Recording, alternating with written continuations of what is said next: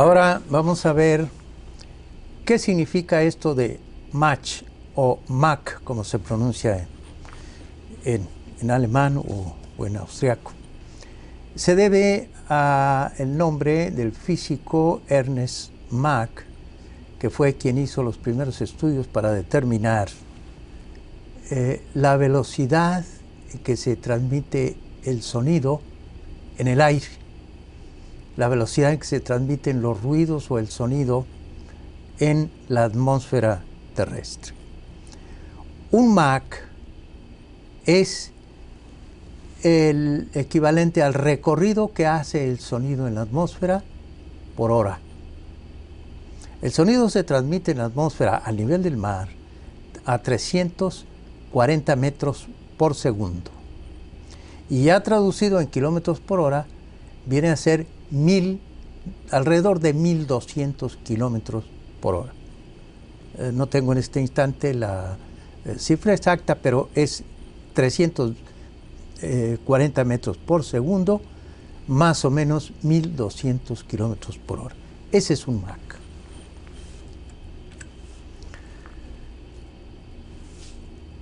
En la atmósfera se conocen tres velocidades, que es velocidad subsónica, que es menor a un Mach. Es la velocidad en la que se transporta la mayor parte de las naves comerciales actualmente. Generalmente estamos hablando de 850, 900 kilómetros por hora. Es la velocidad subsónica, menor a un Mach. Velocidad supersónica es la que desarrolló el Concorde, que ya no existe. Desarrollaba una velocidad de 2 a 2.5 Mach.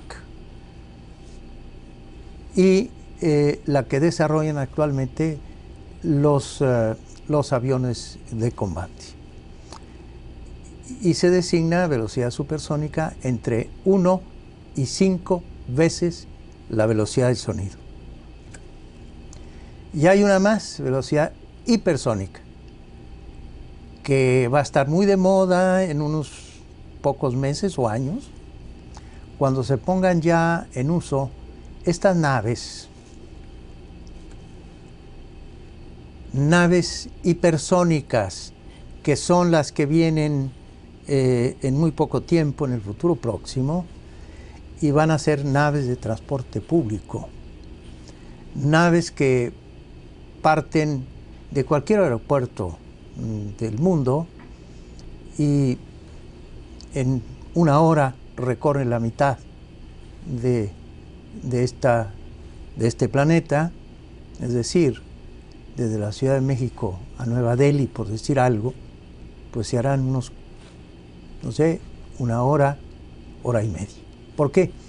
Porque estas naves van a desarrollar una velocidad de entre 5 y 20 Mach, entre 5 y 20 veces la velocidad del sonido. Ya hablando de la navegación espacial, también se conocen tres tipos de velocidad. La primera, velocidad cósmica, es la necesaria para poner en órbita una nave espacial. Aquí ven ustedes un transbordador espacial de la NASA entrando en órbita terrestre. Es de 28.000 kilómetros por hora. Segunda velocidad cósmica, la necesaria para vencer el campo gravitacional de la Tierra. Las naves Apolo, para vencer el campo de gravedad de la Tierra y entrar al campo gravitacional de la Luna, tuvieron que desarrollar una velocidad mínima de 40.000 kilómetros por hora. Y hay una tercera velocidad cósmica, que es la necesaria para que un vehículo partiendo de la Tierra pueda vencer el campo gravitacional del Sol y de los planetas. Y esta velocidad es de aproximadamente 152.000 kilómetros por hora. Estas fueron las velocidades que desarrollaron las naves Pionero 10 y 11, que estudiaron en forma bastante extensa los planetas exteriores: Júpiter, Saturno, Urano y Neptuno. Pionero 10 y 11 y también Viajero 1 y 2. Estas 4 naves se encuentran ya muy lejos del sistema solar. Ya están dentro de lo que pudiéramos llamar el espacio interestelar, dentro de nuestra galaxia, pero espacio interestelar, miles de millones de kilómetros de distancia. Todavía se siguen recibiendo señales de algunos de ellos. Son naves que van a durar probablemente miles de siglos y que se han lanzado al espacio exterior con la esperanza de que una civilización distinta a la nuestra pueda dar cuenta de ellos y saber que existimos, que hay un planeta Tierra, y llevan una gran cantidad de información de nuestra civilización. Ahora bien, volviendo a la atmósfera terrestre, hay varios tipos de aceleración. Tenemos, esto lo menciono para tener conceptualmente estas ideas, aunque no tienen mucha importancia para la fisiología humana.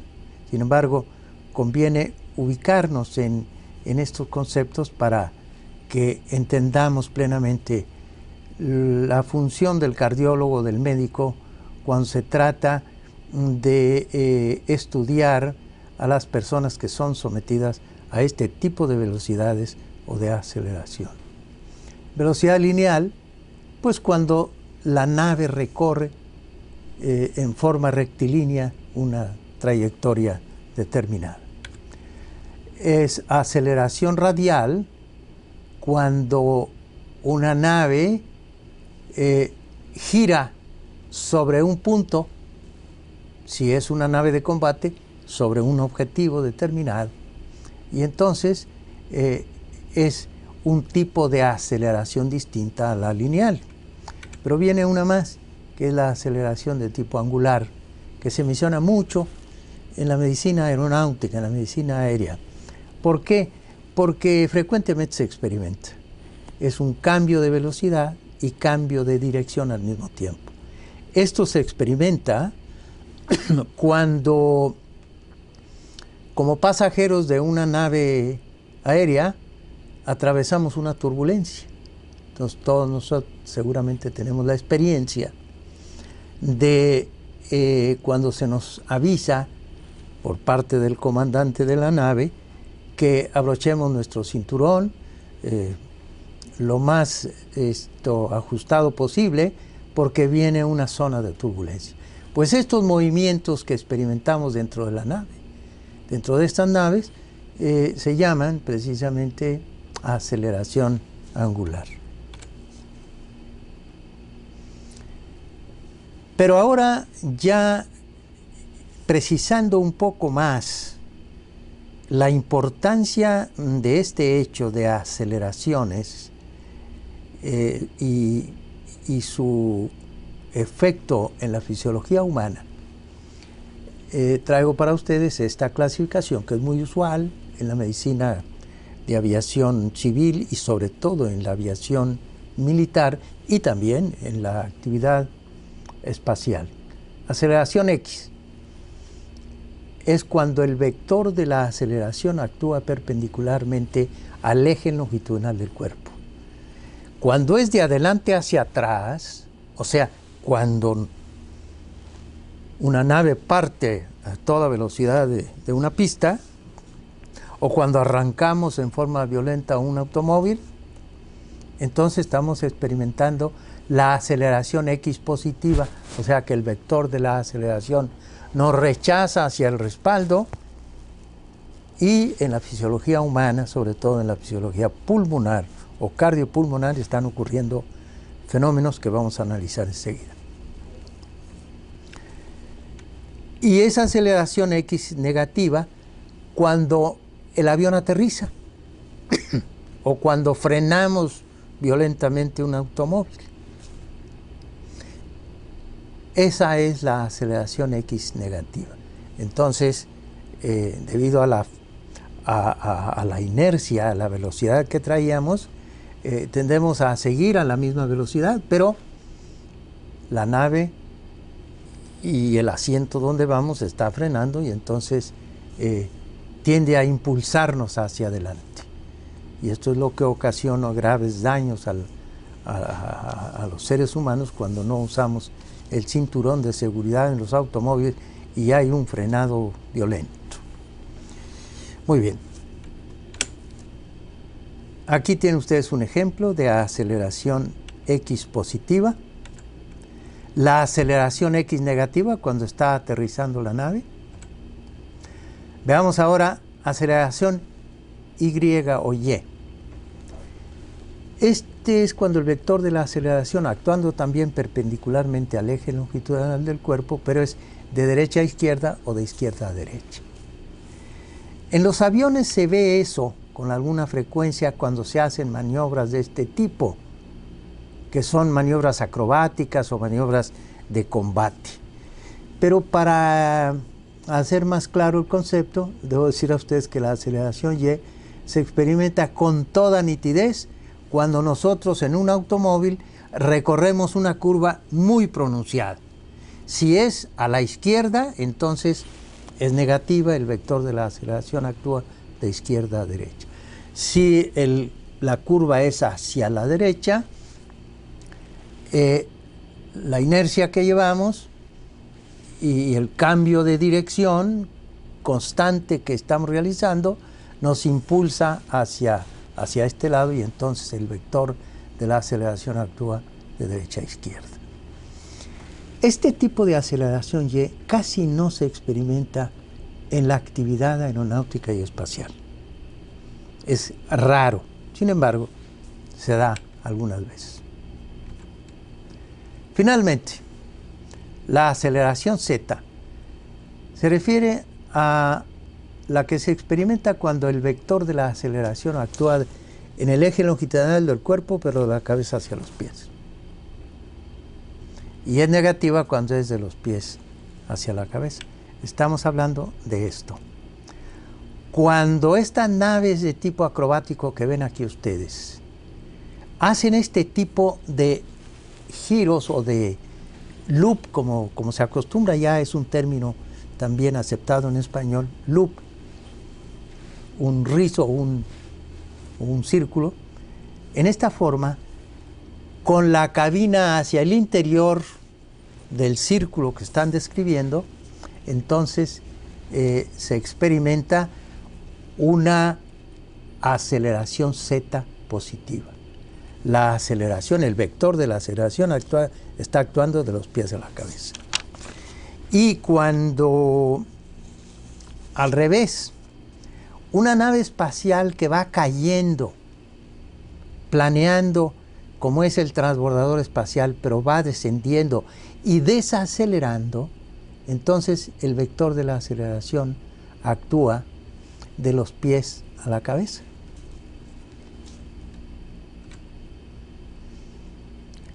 Una nave de combate que tiene que desarrollar una loop en que la cabina queda en el exterior, entonces está recibiendo aceleración Z positiva. Pero si esta nave al revés gira en este sentido, entonces se vuelve una aceleración Z negativa. Vamos a ver los efectos. Bueno, antes, esta es una centrífuga humana. La centrífuga sirve para simular, para reproducir los efectos de la aceleración que se experimenta en naves aéreas y espaciales. Estas centrífugas se tienen en las fuerzas aéreas, en las agencias espaciales, en fin. Y aquí se pueden reproducir todas las formas de aceleración que hemos mencionado.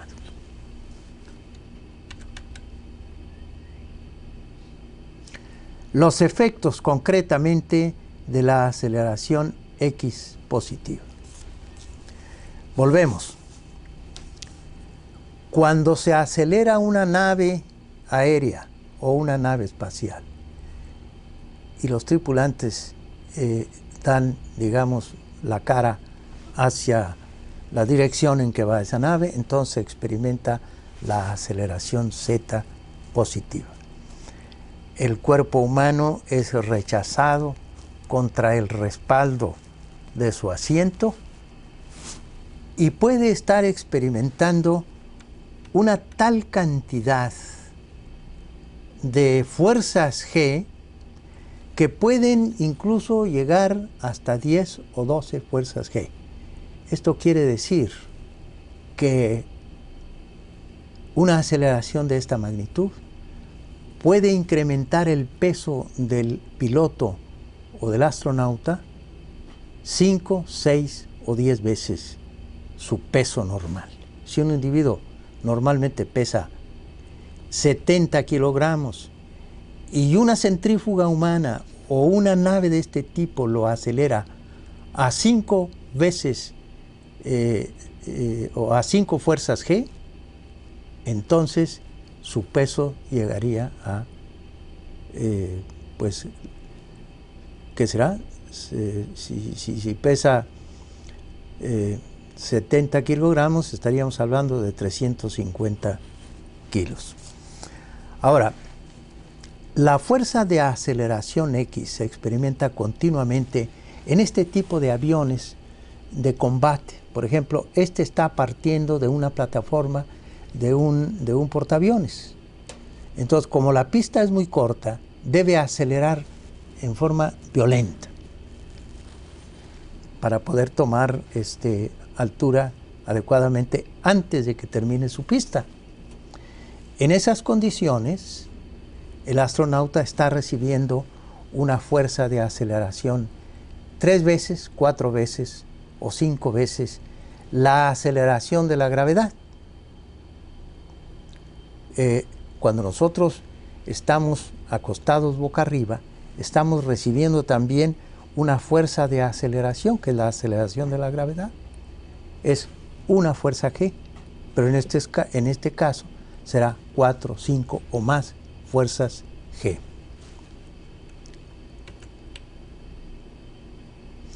Aquí tienen ustedes un vehículo espacial que está empezando a tomar altura y que debe desarrollar una velocidad mínima de 28.000 kilómetros por hora en unos cuantos minutos. Eso ocasiona que la nave produzca en el cuerpo humano una fuerza de aceleración que generalmente en las primeras naves llegaba hasta 8 fuerzas G. O sea, que el peso de los astronautas del proyecto Mercurio o Géminis de la NASA en aquel tiempo, o las que todavía desarrollan las naves Soyuz de Rusia, llegan hasta 7 y 8 fuerzas G. Para poder resistir el efecto de la aceleración, los astronautas deben estar colocados de esta manera, de tal forma que el vector de la aceleración sea perpendicular al eje del tronco del cuerpo o al eje longitudinal del cuerpo, de adelante hacia atrás.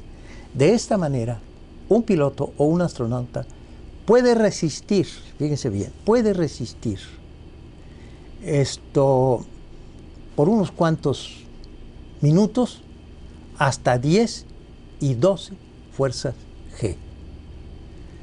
Hay, por ejemplo, hay un premio, un diploma que se llama la Orden del Elefante en la Fuerza Aérea de los Estados Unidos. El que resiste 12 fuerzas G, y lo han logrado muchos, es el equivalente a tener un elefante encima de su tórax. Gráficamente eso es lo que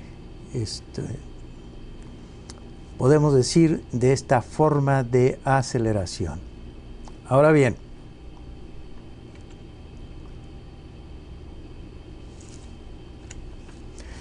¿cuáles son los efectos en el organismo humano que se producen cuando esta aceleración se está experimentando? Lo primero que ocurre es una dificultad importante para respirar. Obviamente, si hay una intensa presión sobre el tórax y el abdomen, el diafragma tiende a elevarse, la presión es intensísima y los movimientos respiratorios se dificultan notablemente. Los cosmonautas o los astronautas, en los momentos de la aceleración, para entrar en órbita, se la ven muy difícil para realizar los movimientos respiratorios. ¿Qué otra cosa ocurre? La sangre tiende a acumularse en la porción posterior del tórax, de tal manera que la presión arterial pulmonar, la presión venosa pulmonar, se elevan notablemente en la mitad posterior del tórax. Y en cambio, en la parte anterior de los pulmones casi desaparece la sangre. Los pulmones casi en la parte anterior quedan completamente exangües. Bueno, eso se puede ver cuando se registran algunas imágenes durante estas aceleraciones. ¿Qué otra cosa ocurre? Pues que el corazón es rechazado contra la columna vertebral y esto despierta una serie de trastornos del ritmo, generalmente benignos, extrasístoles auriculares y ventriculares, algunas veces migración del marcapaso, algunas veces extrasístoles multifocales, ventriculares, pero no va más allá. No se han registrado arritmias graves durante estos procesos de aceleración. Obviamente se comprende que la hematosis, el intercambio gaseoso, pues se dificulta en esos momentos y entonces hay algo de desaturación de la sangre arterial. Finalmente diré a ustedes que se han registrado después de estos experimentos o después de estas maniobras acrobáticas o de combate, algunas hemorragias en la parte posterior del tórax, en la parte posterior de los pulmones, incluso atelectasias. Ahora bien, ¿cuáles son los efectos de la aceleración Z positiva? O sea, cuando el vector actúa de la cabeza a los pies.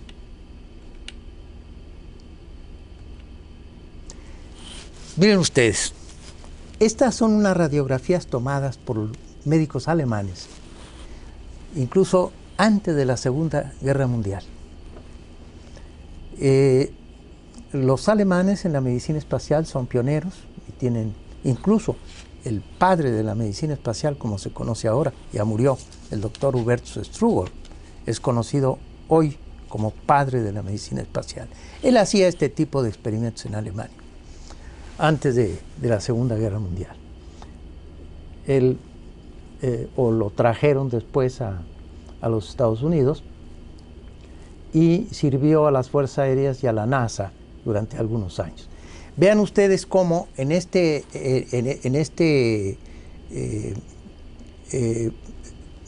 primate de experimentación, la imagen a la izquierda es la normal y la imagen segunda, tercera y cuarta es a medida que se está incrementando la aceleración Z positiva, en que el corazón va siendo desplazado hacia abajo, pero no solamente desplazado, sino perdiendo una gran cantidad de sangre. De manera que lo primero que se afecta es la circulación, o sea, la perfusión cerebral. La perfusión cerebral. disminuye, como ustedes comprenden, el retorno venoso, disminuye el gasto cardíaco, la presión arterial. Y esto trae como consecuencia frecuentemente, sobre todo en la aviación militar, lo que se llama el síncope gris. O sea, que cuando se está experimentando esta aceleración, lo primero que ocurre es una disminución del campo visual, visión borrosa o gris. Luego viene lo que se llama la visión o la pérdida de la visión, que es el blackout, o sea, la pérdida total de la visión, y finalmente la pérdida del conocimiento. Aquí tienen ustedes a un médico, por cierto, muy famoso, de la Clínica Mayo. Él todavía vive, y en su juventud él fue motivo de experiencias. Él fue un experto en la medicina de aviación, sobre todo experimental, y con él se graduaron muchos expertos médicos, y en su laboratorio se seleccionaron los primeros astronautas de la NASA, el doctor Earl Wood, de la Clínica Mayo. Aquí ven ustedes el aspecto que se obtiene cuando está recibiendo la aceleración Z positiva. Desde luego, él no está en un avión en ese momento, sino en la centrífuga, pero para el caso es igual.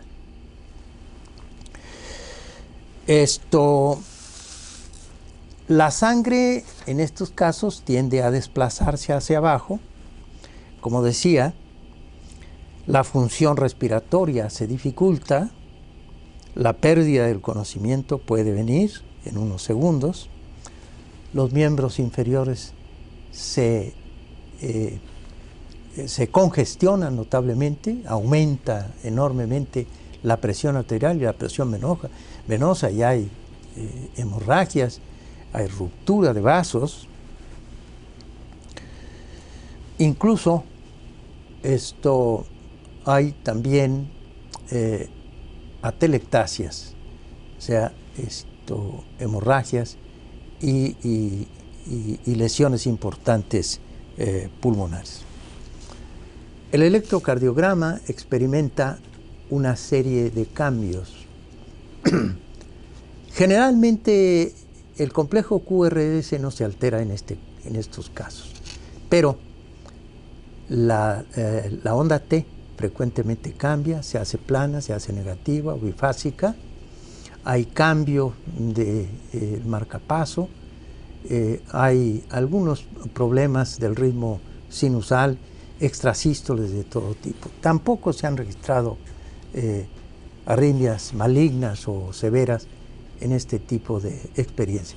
Claro, existe la excepción, y ha habido ocasiones en que ciertamente se ha puesto en peligro la vida, sobre todo en sujetos de experimentación en la centrífuga. Finalmente, hay una forma de atenuar los efectos de la aceleración Z positiva, que es, digámoslo finalmente, la forma de aceleración que con mayor frecuencia se experimenta en la actividad aeroespacial. Es la X positiva y la Z positiva, sobre todo. La X positiva no presenta mayores preocupaciones porque se resiste en forma muy adecuada en grandes intensidades. Pero la Z negativa o la Z positiva sí, porque, como decía, deja sin una adecuada circulación el cerebro, la vista y demás, y pues pueden ocurrir accidentes fatales.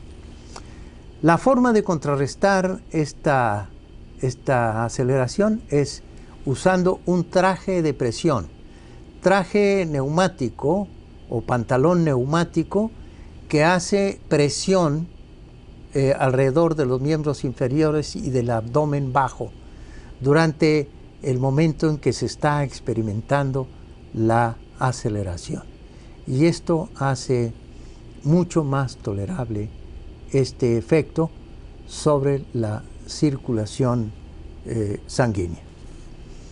Es el traje anti-G que se conoce y es por ahora la única forma de contrarrestar los efectos de la aceleración Z positiva, independientemente de que se acostumbra también usar lo que se llama la maniobra de Valsalva modificada, que es inflando los pulmones, cerrar la glotis, impulsar y sacar poco a poco el aire durante el tiempo que se está experimentando este efecto, o bien cambiar un poco o inclinar un poco el asiento para que el vector de la aceleración caiga oblicuamente sobre el eje longitudinal del cuerpo.